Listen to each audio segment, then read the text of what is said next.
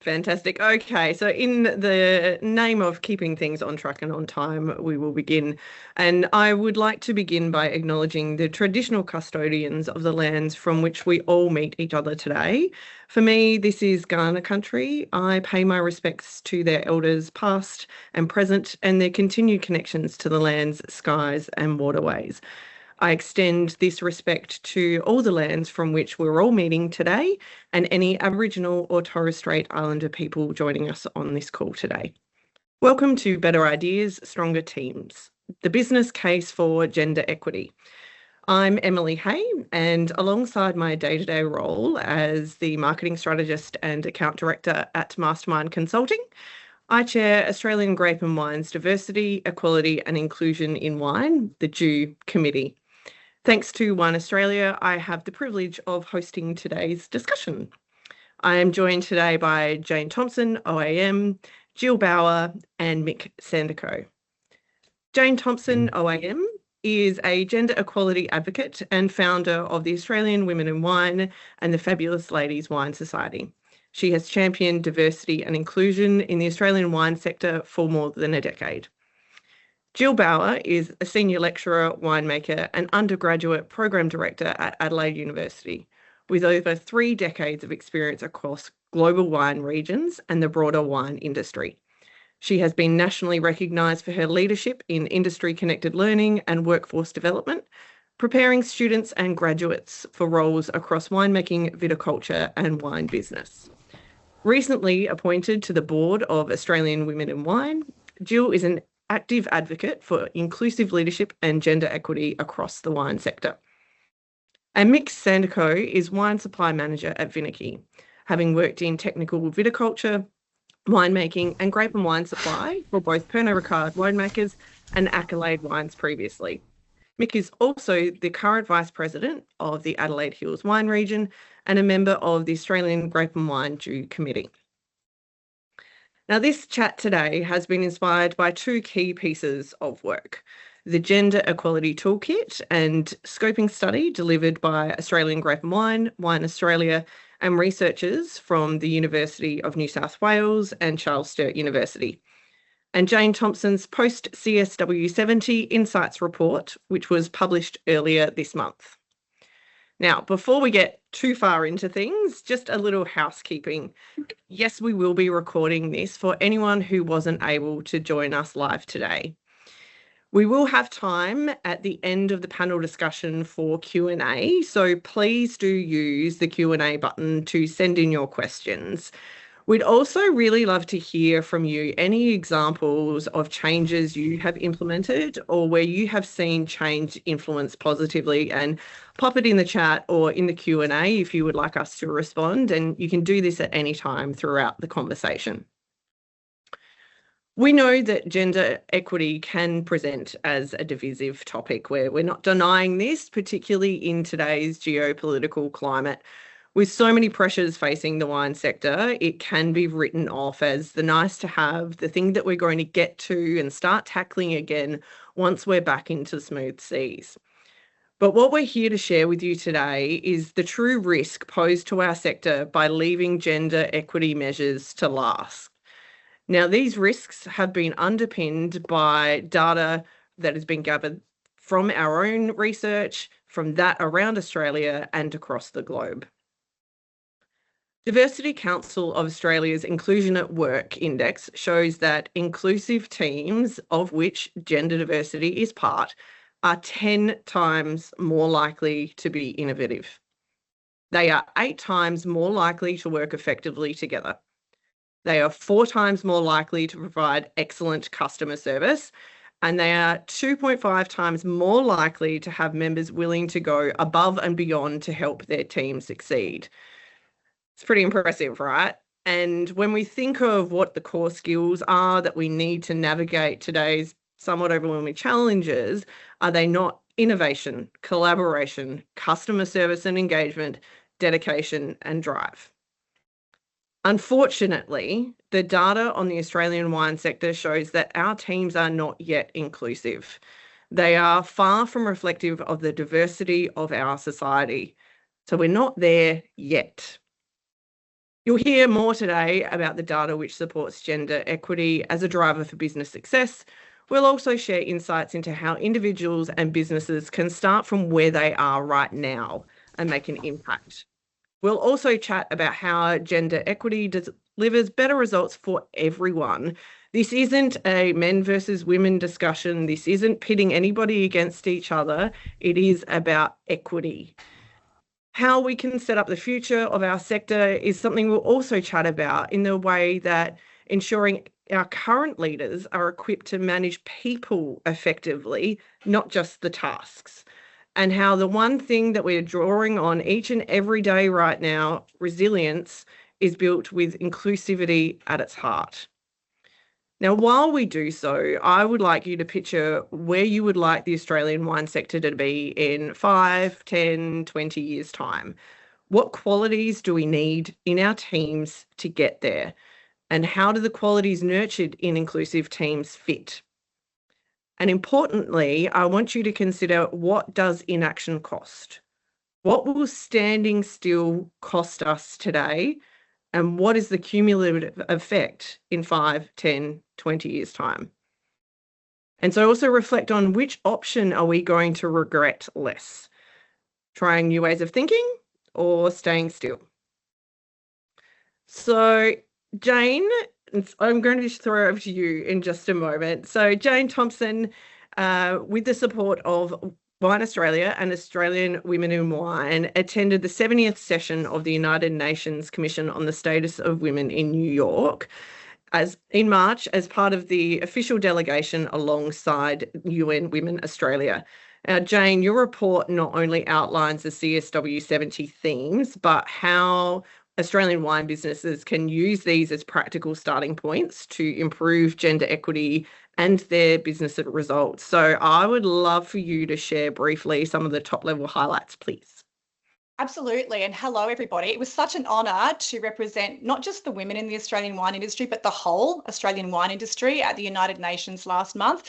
And for those who already know me or know of me, you know that gender equity is my platform. But so many of the messages that I received by attending that session, or that week of sessions, I should say, didn't just validate the things we've already been working on here in Australian wine for more than a decade, but actually threw up a few new ones for me. So those are the ones I'd like to deliver as my top line learnings with all of you here. And they are all in the report. So if you haven't downloaded the report, please go ahead and do so. I've made sure that there's like a 5-minute version at the back where you can get all the summary, so you don't have to commit to the full 12 pages.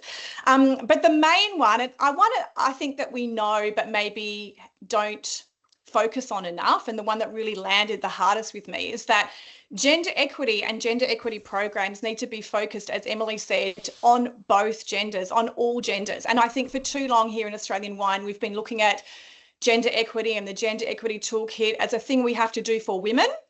It's actually a thing we have to do for all of us, because it's news to no one that we all live in a patriarchy, and the patriarchy affects us all. And so men are impacted in very negative ways, in different ways to women, but still in negative ways. And I think that, we know probably quite intimately at the moment in Australian wine that a lot of men are doing it very tough. Their mental health is suffering, the quality of their life is suffering. And part of the thread of the explanation of that is because of all the pressures on them related to their gender and their role in their job, and the expectations that are on them. So allowing both men and women to access the things that we talk about as being a women's thing, like flexible work, paternity and parental leave. I want to say paternity leave because that's what I want to call it eventually. Parental leave. So the things that we think are things we should be introducing so that women can feel more included in a workplace and be retained in the workplace longer, are actually things we should be offering and encouraging everybody in our workplaces to take up and to use, so that we have the benefits to all genders in our workplace.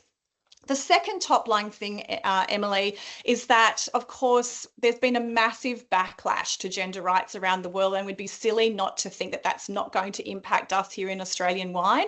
It's given a lot of emboldened thoughts to quite archaic gender norms. And so actually implementing things like the Gender Equity Toolkit right now is probably more difficult than it would have been even 3 or 4 years ago, because the resistance is becoming more difficult, I think, just within individuals in workplaces.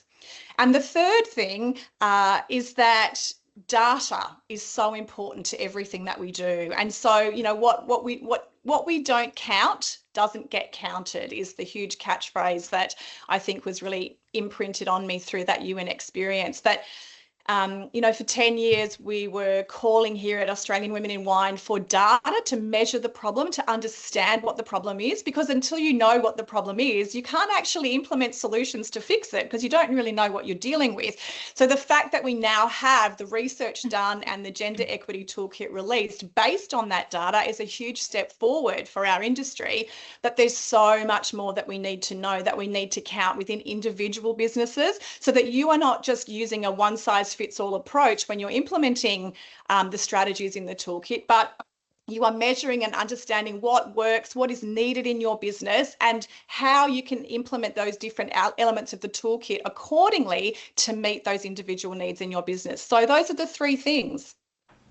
I love it. Thank you, Jane. And I must admit, I've read your report about probably 5, maybe 6 times now. But what I love is that table. I love that table at the end, and I'm so glad you were like, yep, that's the shortcut. And it's so practical and it's so easy to digest. And I love the way that you've kind of pinpointed, here's where you find information on this in the toolkit. It's really so easy to use, and it really gives that credence to the toolkit being the place to start. And I know when you were involved in the advisory committee for the toolkit and the study, so thank you so much for pulling it all together like that. I just absolutely love it. And for those of you who haven't done it already, I know Jane's asked you to, but I'm going to as well. Please download, read, and share that report. It's got some really fantastic insights there as well.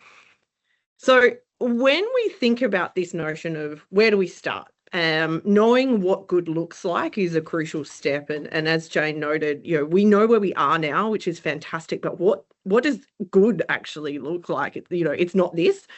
What do we do there? So again, what we heard in this scoping study was confusion around what we should be aiming for, particularly when we haven't necessarily seen it in practice.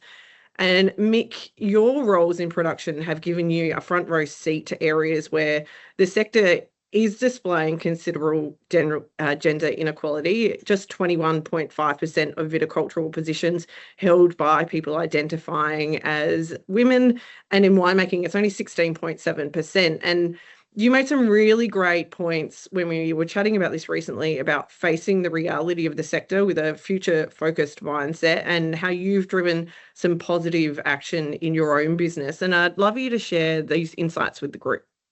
Sure. Thanks for having me. Great to be here.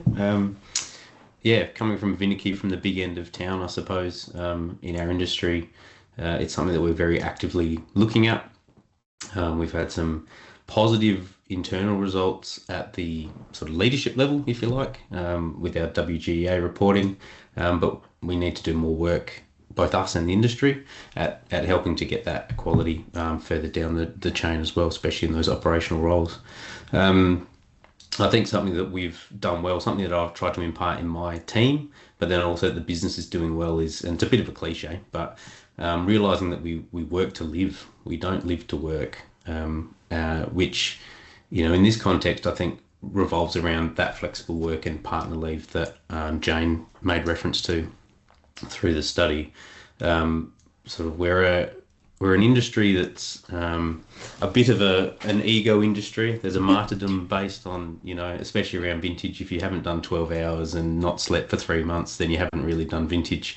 But that's not really, I think, what today's industry is about, and it's obviously not going to be successful for us as we try and sort of get through this troubling little period that we're in, and bring good people through to the other side. So a couple of good examples from Viniki, which has been a big change, is things like we're reducing intake on Sundays. So we try and avoid bringing any fruit in, which helps us to, one, manage workload from the week. It obviously compounds day on day as you bring your fruit in, but it gives people that little bit of a mental break. It just sort of is a little bit of a stopgap. The other one is public holidays. So if we can avoid opening to full capacity on a public holiday, we will. Good for the bottom line, but also fantastic for people, showing that just because it's vintage, yes, we work hard, but you don't necessarily have to burn yourself into the ground to make it matter. Another one that, just reflecting on this, another one I've observed is actually a young male leader taking mental health days during vintage. So it's a stressful time. It pushes us all to the limit, but having the courage, I suppose, and self-awareness to go, yeah, look, I need a breather, I need a break. And being a leader, that obviously then passes that culture down that that's an acceptable thing. So yeah, that's a couple of examples, I think, of what we're doing. Another one in the parental space that I've enjoyed, so talking to a few peers and colleagues, is leaving loudly was a really cool expression that came out. So yeah, based around the parental leave side of things as well, and not just sort of quietly moving out and finishing your day and trying to sort of sneak out the back door, but saying, no, I'm done. I've done my time here today. I need to get home to do whatever it is that gives me balance with my family versus my work. So that's been another one that I think has been fantastic as we sort of progress what sort of modern equality in this space looks like. That's fantastic. I love that. Leaving loudly, being really proud that life exists outside of work, and that's the priority. That is really beautiful. And I think that is something that we can probably all take, no matter what size of the business that we're in, and as leaders, or even, just within our own teams, is something really, really powerful. So thank you for a moment. Now, before I let you off the hook for a moment, let's just go back to the point and the question that I asked everybody to think about earlier. What is the cost of inaction here? So if you weren't implementing these measures, if you weren't looking at how to reduce the load during vintage and upholding some of those caring responsibilities and life outside of work, what is the cost of inaction here? It's pretty simple for me. The first thing that came to me was talent retention. We'll just lose the good people just like that. Other industries and other parts of society are leaning into better balance, I suppose, and those actions that they can take to support their workforce and understand who they are as people and find that balance. And it's the competitive advantage. Jane and I are going to bang the drum about the industry needs to pull its socks up over the next hour. And part of that is you need that competitive advantage. And if you're losing talented people based on something as trivial as work balance, then you're just selling yourself short. Mm-hmm. That's great. I love hearing it framed as, that's a pretty trivial thing to be losing people over. And I think because we do hold on to it as this is the way it has been, so that's the way it has to be. Mm-hmm. But that is fantastic. Jane, when we think about what good looks like, we can be a little guilty of thinking of in our Australian bubble when we think about, what's happening in our neighbours. Given your experience at the UN, what does good look like on a global scale, and why does our progression in this space matter for our credibility and leadership? Well, it's hard to talk just wine because, of course, the sessions at the UN were not about wine specifically. They were just about, what happens when you don't have equity in a society. And I guess the main takeaway, though, that translates across all industries, all countries, is that where you have equity, you actually have stronger economies, more robust democracies, and happier people. And so this is actually demonstrated by the Nordic countries who, and I think this week, Finland was once again named the happiest country on earth for the 9th year in a row. And Sweden was second. Finland, another Scandinavian country was third. Forgive me, please follow that up. It was a news story just this week. And so at that very country macro level, you have all of this evidence showing that where you have gender equity, everybody is benefiting. It's a tick, tick, tick for the people, for your economy, and for the way in which your governmental systems work. And that translates down at a more micro level into business, where you have gender equity, your bottom line is increased, you have more resilience, and overall things are looking better for your business. Now, one stat I would love to share at this point is not something that's in the report, but it was something I shared at the Australian Women in Wine Symposium in November 2024, and it was a report by McKinsey & Co, which had just come out just ahead of that symposium, which showed that companies with higher gender diversity are 21% more likely to experience above average profitability.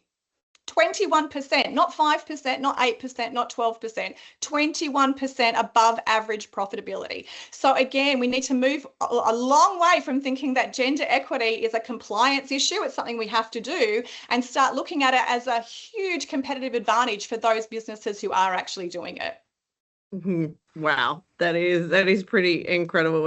And when I think about going back to your point earlier about what isn't counted doesn't count, being able to measure where we are now and perhaps look at some of these other countries and make some, if that's what good looks like, how do we start going there? And I know that when we were doing the toolkit, we actually uncovered this interesting visibility bias. And we've been really good at putting women at the forefront of what we do and making sure that we present ourselves as equitable. But what we've seen is people have misunderstood that to mean that in reality, we are actually at gender equity. So the truth of the data, which came out when we counted that data, was actually quite shocking. So with your experience and more recently in New York, what would you say, assuming rather than continuing to count and continuing to measure our progress, would cost us in the sector?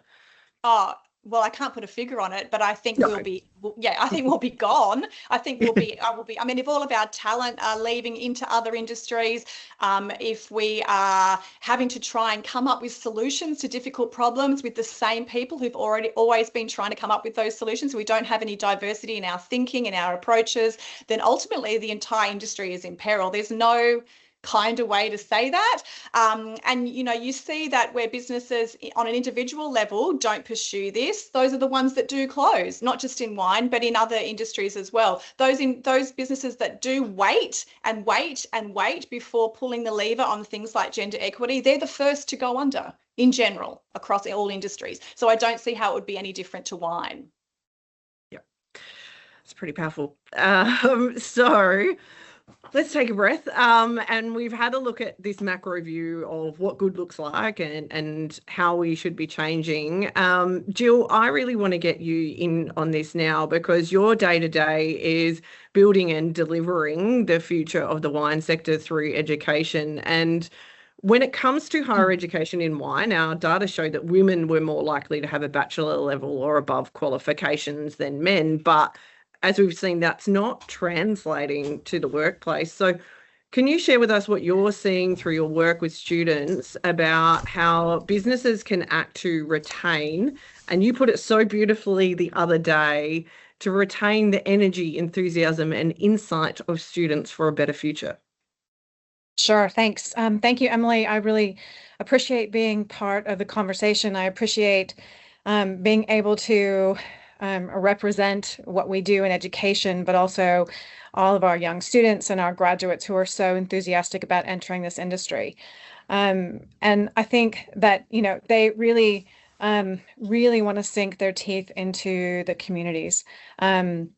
I get feedback directly during vintage every year from students who maybe it's their first vintage and they're entering into community, and they're just overwhelmed by how amazing it is, visiting wineries, living in the region and being a part of something bigger that they've been studying for maybe 3 or 4 years.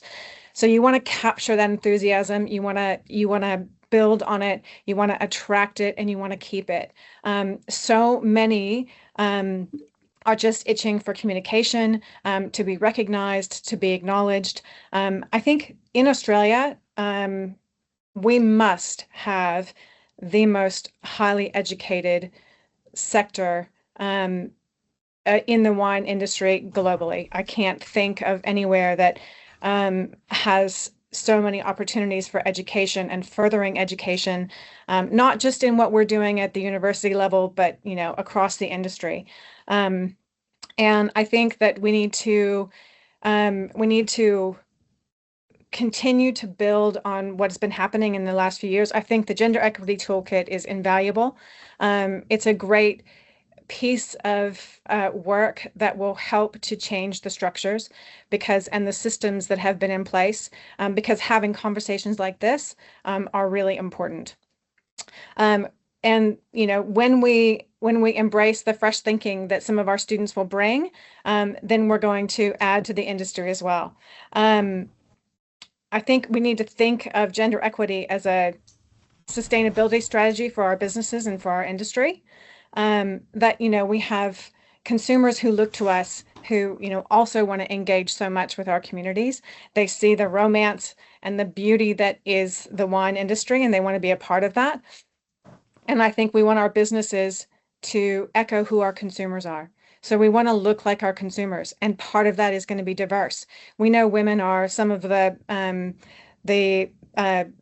biggest buyers for families of wine, and we want to embrace young people. So you want to see that diversity reflected in who we are as businesses.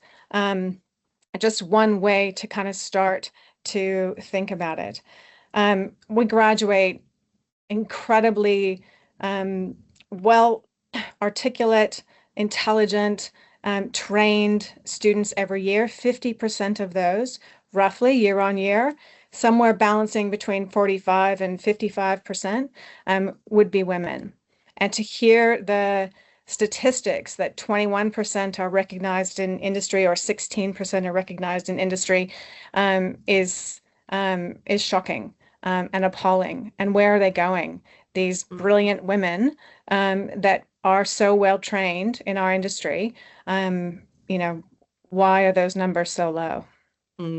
So that's the cost again, isn't it? It's the leaky pipeline. It's we're losing our talent, we're losing the thinking and the energy behind driving a better Australian wine sector. And Jill, we've talked before about what the role is of managers in building these communities and the culture within businesses.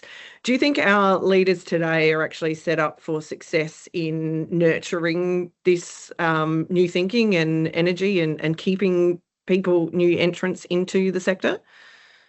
I think we have the capability. It's whether we kind of build the structures in to support young people moving through the industry. I think we're at the start having the equity toolkit. Jane's report is very enlightening. And again, these conversations help.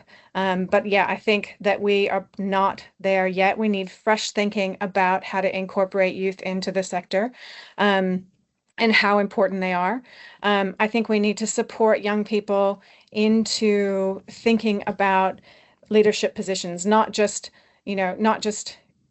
seller hand or vineyard tech to vineyard manager, but how can their ideas lead this industry? How can they further? How can we bring their ideas and incorporate them into what we do? I think the networks that are available are really important. There's rootling networks and future leaders. I think that our young graduates need to be channeled those directions and need to be encouraged and given support and time away if needed in order to engage in those opportunities. I think that member organizations are really important. I am delighted to be a board member for Australian Women in Wine. Jane has set up this amazing foundation over the last 10 years, and we've got a big another 10 years ahead of us in kind of kind of breaking some of these barriers, using some of these tools that we have. I'm very excited about that.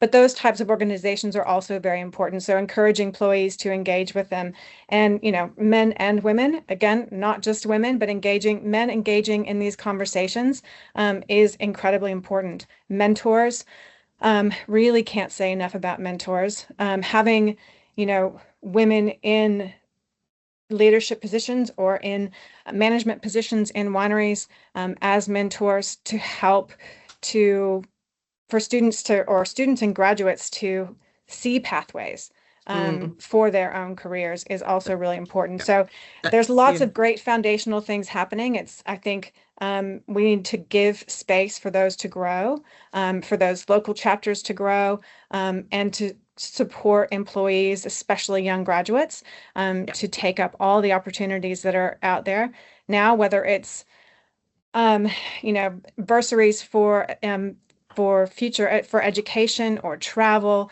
attending conferences, vintages overseas. There's so many reasons why, and then they bring that knowledge back, along with the energy they have for what we're doing. Great. Jane, I can see you've got your hand up here. I'm fascinated to get your take. I just wanted to share another, because we're here for the business case, right? So I just wanted to share another stat that supports the business case and exactly what Jill Bauer was just saying. So another report by PwC in 2023, again, something I shared at the symposium, but probably most people haven't heard this before.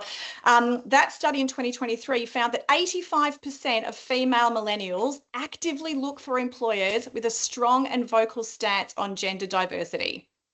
85%. So based on that, it's going to be extremely hard for the Australian wine industry to attract the leaders of the future if you're not actually one of those businesses being active and vocal about your gender equity. Our graduates are so well informed about who they're going to work for. They communicate with each other. They share information about their experiences. They have an idea. And if there's women leading a business or contributing to leading a business, if there's collaborative leadership that's taking place, that they can see, that they can communicate with, and that they can hold up as a mentor in industry, then they're going to gravitate that direction, and then they just might likely stay. Absolutely. And what's the one thing we hear universally across all wine regions, no matter what the time of year or what's going on? It's so hard to get staff. It's so hard to get staff. And yet here we are, not making it easy for ourselves to find the right staff. That is so true. And I think there is a lot in that about training the leaders, like today's leaders, alongside our students, so that they are better equipped to support people, instead of, so often we've seen that, the pattern has been you get promoted because you're really good at a task, forgetting that the next level actually involves leading people and less of doing the task itself. So I think there's more to do that. And I'm going to throw this open to the panel. And does training our leaders now, is that hard to do? I mean, obviously there are pathways there, but maybe Mick or Jill, if you've seen practical examples of benefits where leaders have gone out, trained up, and then come back to the business. Yeah, for sure. I think a big part of it is the evolution of training that's being supplied by business. So obviously we're a big enough business that we've got the resourcing available to train our people. It's not always available to every scale of winery, but being open, or I'm seeing the results of businesses being open to getting the latest understanding of what modern leadership is and inclusive leadership, and seeing that come back, and then there being a far greater understanding of, if I take it back to parental leave, a great example I got from talking to some peers as well was a male leader of a large group owning the story of, or owning the decision to have parental leave. I mean, you can't time it. It happens to land in busy periods like vintage, but by him owning that conversation with his team, it sets the markers for that being part of the culture. So there's shared responsibility of roles. There's everyone having to lean in a little bit more, but it's not an exception. It just is, because it's part of our team, and we value the people in our team. And this is just part and parcel of that. It's not an exception to the rule anymore. So that's been a great example I've seen of that evolution of thinking in leadership. Great. Awesome. Obviously, big believer in leadership education over here. And I have talked before about how future leaders particularly help me build a different kind of resilience, and understand that resilience isn't just about that white-knuckled, we're hanging on, we're getting there, the old cat for the millennial like me, if you remember that poster. But Jane, there's some really interesting connections between gender equity actions and building resilience for all genders. Can we get into that a little bit, if you're willing? Yeah. What thread do you want me to tug on that one, though, Emily? Do you have any direction? Well, I think it is about, we know we need resilience. It's something we're tapping into all day, every day, when we're under pressure. So sometimes we put these other conversations, these leadership trainings and things to the side for when things are better. So how does leadership training equal more emotional intelligence? I'm probably putting too many words in your mouth here, that support better businesses, that actually lead us to a calmer future, maybe? Yeah, or a better one. Yeah. If training is the key piece in there, then yes, training is absolutely essential. And in fact, in the report, I've listed it as one of the top things that were my takeaway moments from CSW, that we can have all the policies in the world, but unless you have the people in your business trained to implement them, they're just going to sit on the shelf and be unused. And one of the shocks for me coming into the wine industry 15 years ago was that I was originally, back in my youth, an organisational psychologist, and I used to train people in organisations 30-something years ago how to recruit well without gender bias or any other kind of bias, to be aware of their own cognitive biases. I would establish recruitment systems within organisations so that you had panels to reduce overall levels of bias, looking at things, archaic things like merit exists. It doesn't. That's for another webinar. There's no such thing as merit because it's a subjective thing decided, and it changes as you go through the recruitment process. There is a level of minimum qualification, absolutely, but when it comes to deciding who really is, out of that top 2 or 3 people, the most meritorious for the job, that is a very subjective thing that you're instituting there, and it doesn't really exist. So all of these things I was training 30 years ago, and it was a shock to me to come into the industry 15 years ago and realize that most of the industry has never had any of this training, doesn't look at having any of this training. And it's not being talked about more widely, because how can we be recruiting properly, managing people properly within our businesses and ensuring their career success if we actually don't know what we're doing? Now, it's nobody's fault, because the majority of the industry, as we know, is based on very small and medium-sized businesses where people are just, literally doing every role and doing it to the best of their ability. They might be starting in production, but suddenly they're the CEO of a small company with a team of 4 or 5 people, but they've never actually had any personnel training once they've got there. So I think that the training piece is critical to building resilience in every wine business in Australia. And I think it's something we need to start talking a lot more about.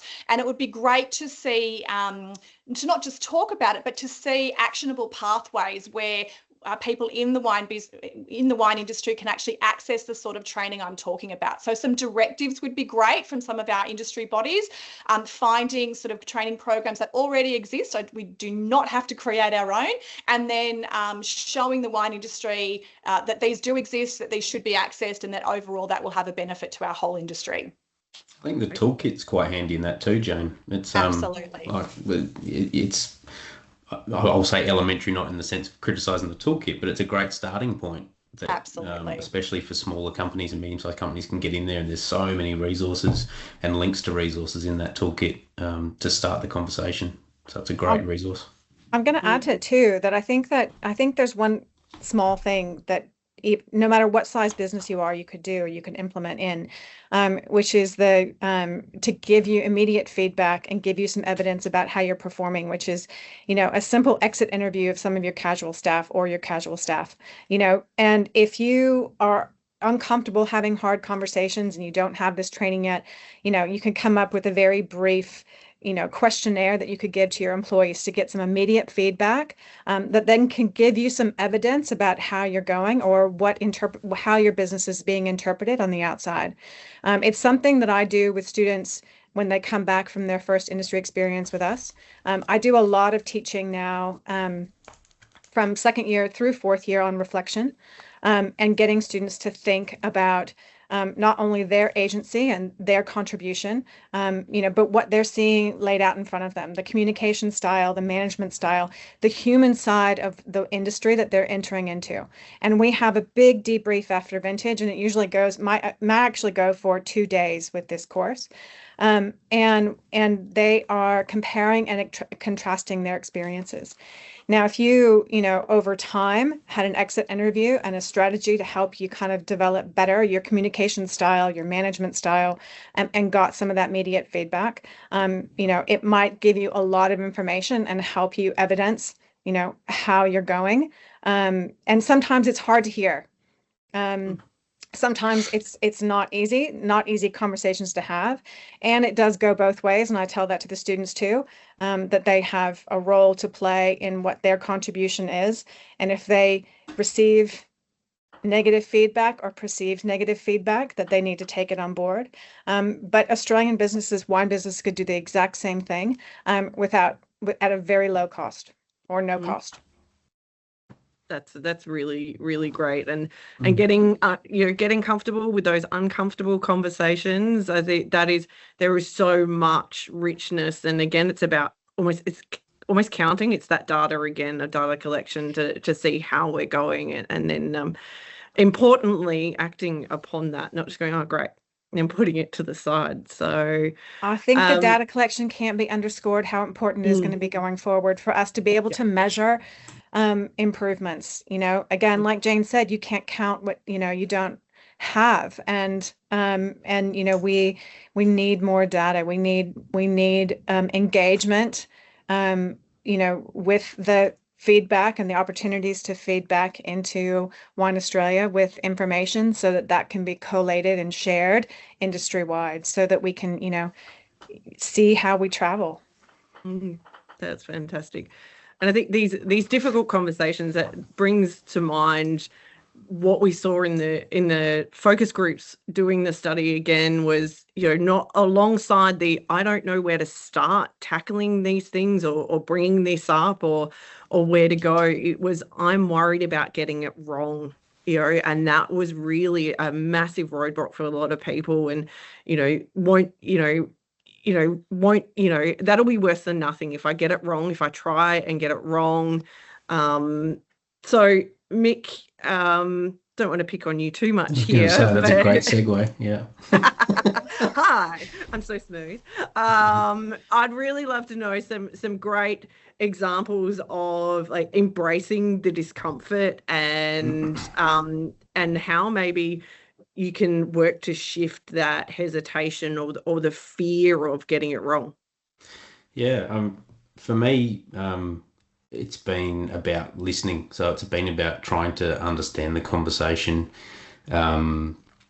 which hearing you make those comments and them about people worrying about it in the focus group, it's like, well, I feel like I'd be absolved of guilt, because I'd be like, well, no, I'm an active participant in the conversation, and I'm trying to listen and trying to engage and understand what I don't know. So it's a really big part of it. I think ignorance to the true lived experience of women's a massive one. I think if we had more understanding, that would probably help with a lot of the disparity. I think hearing the true stories of how women deal in society would probably humble a lot of the misguided thoughts that might come out of the other side. It's also really good, I think, to bring men into understanding where the conversation's up to. Like, it's not like we're just sitting here and going, well, it's a problem and how do we fix it, and let's do a nice webinar about it. It's a very fluid thing, especially with the amount of resourcing that's available now with social media and everything else. It's not necessarily about keeping up or having the ability to access it. It's about the fact there's so much information out there now, that where this conversation's getting up to and some of the advancements that are being made, are they getting back into those sort of on the ground conversations, if you like, between men and women and everyone else that's involved. Yeah, it just feels like it needs to bring everyone in, that gender equity conversation. I think at the moment it's still probably owned a little bit too much, or not necessarily owned, but it seems to be very much being had on the women's side of things. I mean, looking at the results from that King's College International Women's Day report, where there's an increase in young men's traditional views of sort of the role of women. Like, it's trying to combat that misguided resistance that's arising out of that assumption that gender equity is an attack on men. I think another part of it, we're getting very high level here, but I think another part of it is that patriarchy as a system doesn't necessarily serve men either. I think that's been a assumption that we've made. I've learned that it doesn't particularly serve me, but there's almost a sort of sense that it's aggression commodified. Like, you have to be a winner to be valued, and then that flows into the requirement to be an earner and to be respected as such, which obviously builds some of that poor behaviour we've seen. And then for men, where it doesn't particularly work, I think suicide awareness is a big part of it. Like, actually being okay to open up, and then that there's this generation of men now, I think, that are coming through going, yeah, I'm struggling, I'm not having a great time, but there's a system that's trying to block me out. And I think we've mentioned emotional intelligence. I think that's very undervalued. I think having that ability to show empathy to others, especially as a leader, but to understand yourself, and it leads back into understanding your biases and perhaps ignorance that you might have towards other people's lived experience. I think those things are massive, massive areas for us to improve. That'll pull us along. It's all very high level. It's not back to the bottom line of wine businesses, so to speak, but to bring it back to that, we're at risk of being forgotten. Like, if we don't step up and we don't pull our culture as a wine industry in line with what we're seeing in society, then we're just going to get left behind. I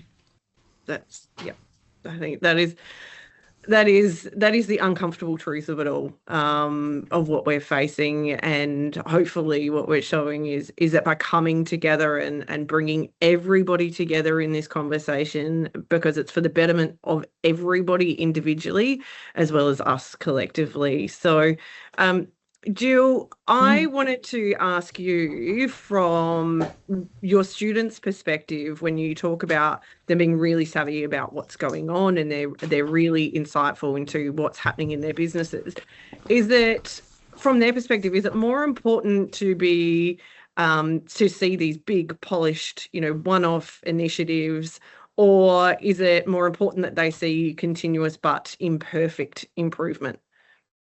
Oh, absolutely. Continuous but imperfect improvement. Let's just constantly strive to continue. It's something that we all try and do every year for our own businesses, for our own persons. I think continuous improvement is really important. What if gender equity was the competitive strategy, that helped pull us out of or helped, resolve some of the issues that we're having today. Australia leads in so many ways in the wine industry. It's incalculable, and just in terms of kind of research and education and training. What if we were global leaders in changing this mindset? What if we were the Norway of the world in terms of the wine industry? Imagine how much we could highlight and how much we could change. So I don't think that there's any one idea that's going to get us there. There's no kind of shining way. I think everyone contributing, having these conversations, looking to diversify their businesses, highlight the diversification of their businesses, change structures so that they are more collaborative, change systems so that a system that wasn't necessarily designed with women in mind is now intentional. I think those 1% differences that we can strive to make, every day, every month, will add up. and help us through the fog of this. Awesome. So it doesn't need to be pretty, but we do need to keep moving, and it comes back to change can be hard. Changing attitudes it can be hard. Changing habits. I try and change my bad habits every single day, and it's hard. And you have to force yourself to do it sometimes.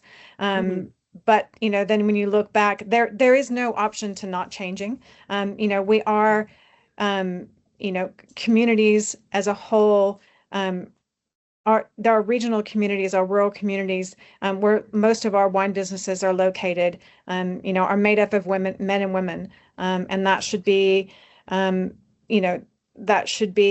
what wine businesses look like. Yeah. Fantastic. Thank you so much. And now, before we get to the Q&A, I do want to say a huge thank you to you all, Jane and Mick and Jill, for your time and your honesty and openness today.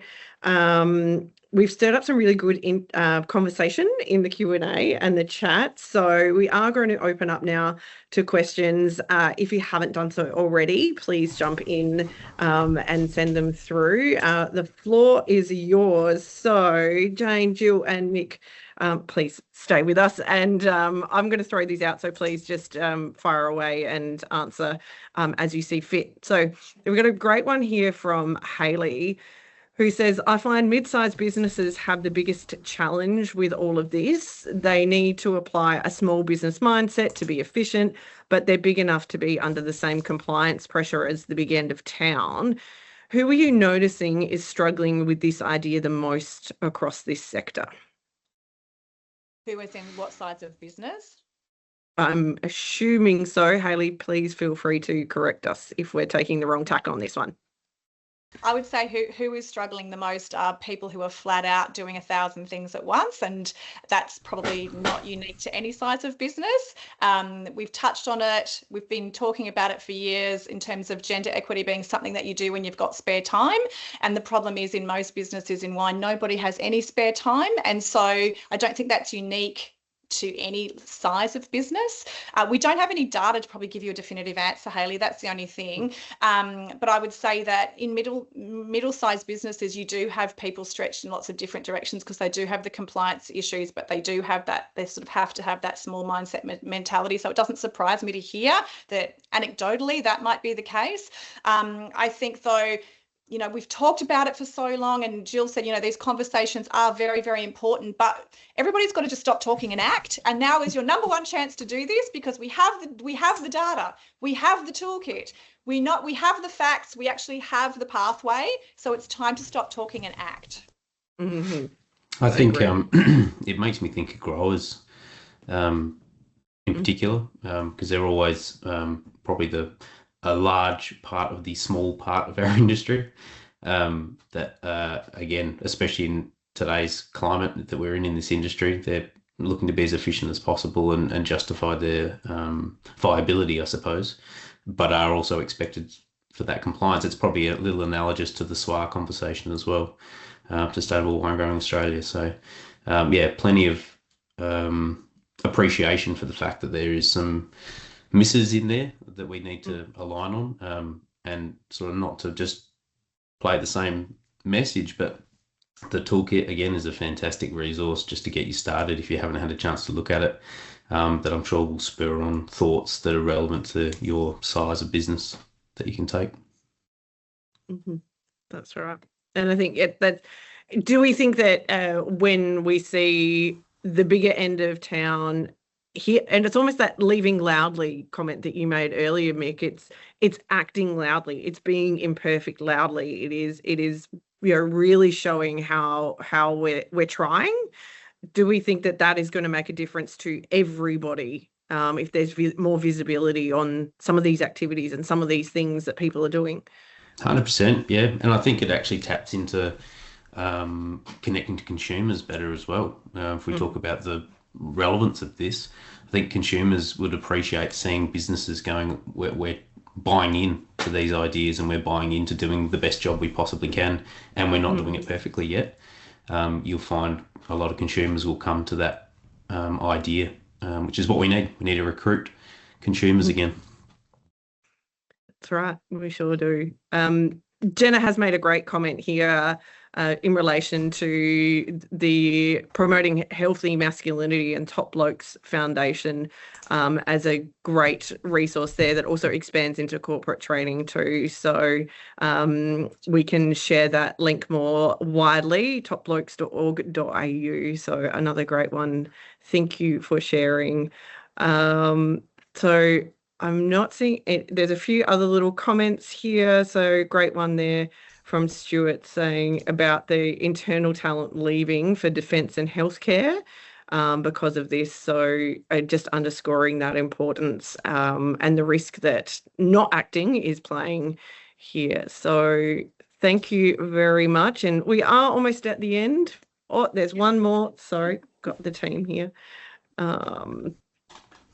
Sorry. Okay, from Ashley. I think that finding pathways to furthering your career when you work in small business the hardest to navigate. My experience is I've actively put my hand up and looked outside for committees, but the value was never appreciated and it was actively discouraged. How can we educate business owners that upskilling and networking is better overall for anybody within the business? Yeah, Well, I think Go, Jill. No, and I think I would argue I don't know how we're going to get the word out, but I would argue that that it's absolutely critical. I mean, what we were just talking about is is diversifying how we look to consumers so that we attract them, so they identify with us as businesses. So that goes to both gender diversity and kind of age diversity as well. So we want to attract in young people. So we should have young people out representing us, networking, and learning how to network. Network doesn't come naturally to everyone. And it's certainly not an easy thing to walk into a room and introduce yourself to people that you don't know. But that will help you in your abilities to communicate, what you do to consumers. It will help it will help with leadership. It will help with confidence.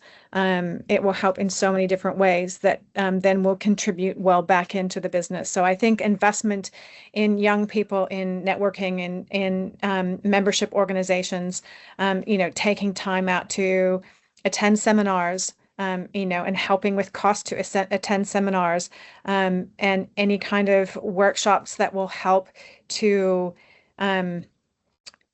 just help them to develop is going to pay back tenfold the business for the investment in it. Yeah, great. Just wrapping up here, we've got a really great one here from Thomas. Yes, we are sitting all in the same barrel cellar. Strictly in the production setting, so winemaking and viticulture, there's a lot of tasks carried out that are by nature not flexible. It'll rain on Thursday, so I need to spray tomorrow. My Pinot Noir ferment needs plunging 3 times a day.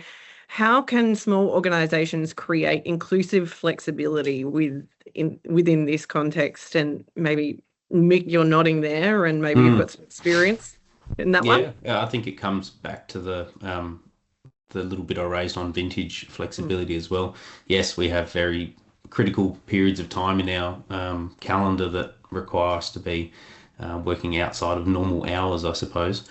Another one that has been implemented is recovering that time, that sort of time in lieu element as well.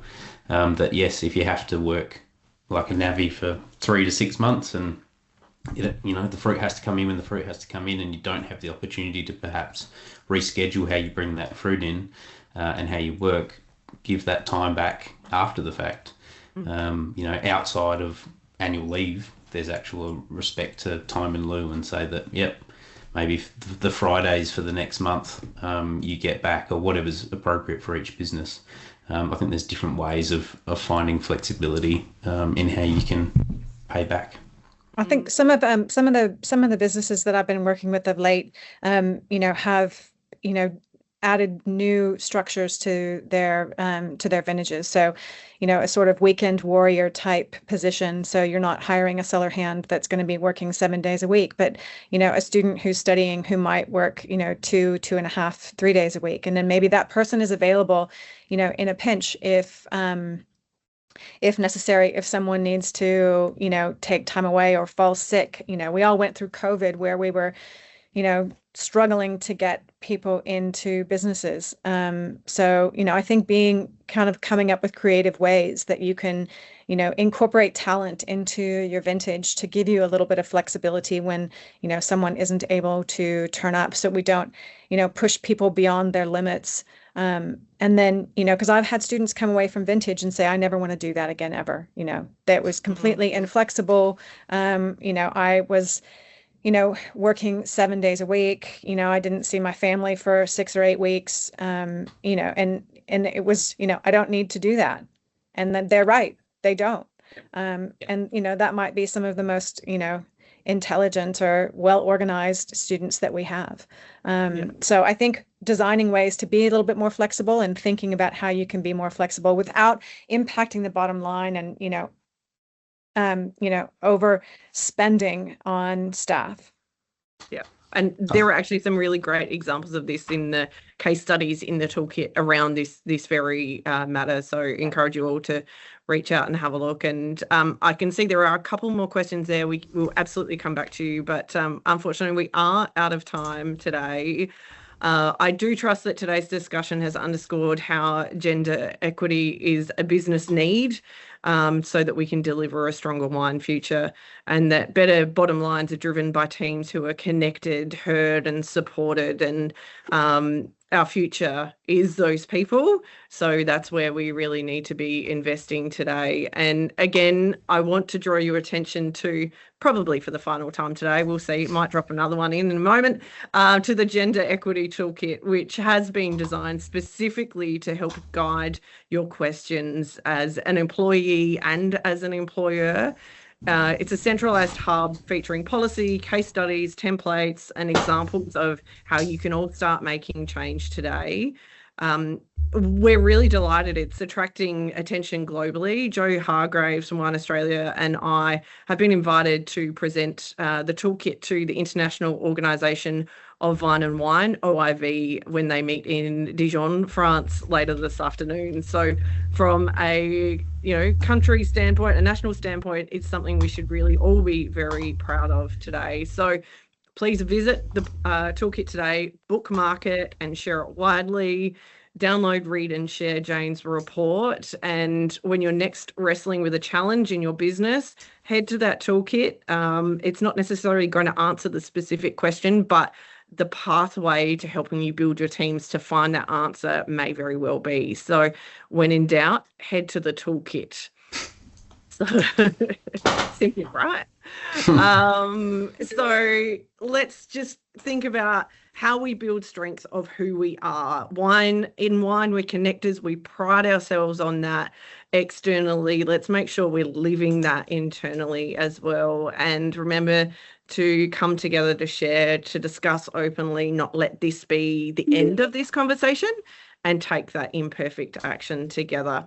Because when we're faced with the cost of inaction, which option are we going to regret less down the line? So thank you again to all of our panelists. It's been a really wonderful discussion, and thank you all for joining in, and for Wine Australia for bringing us together. Thanks so much. Thanks, Em. Thank you. Thank you.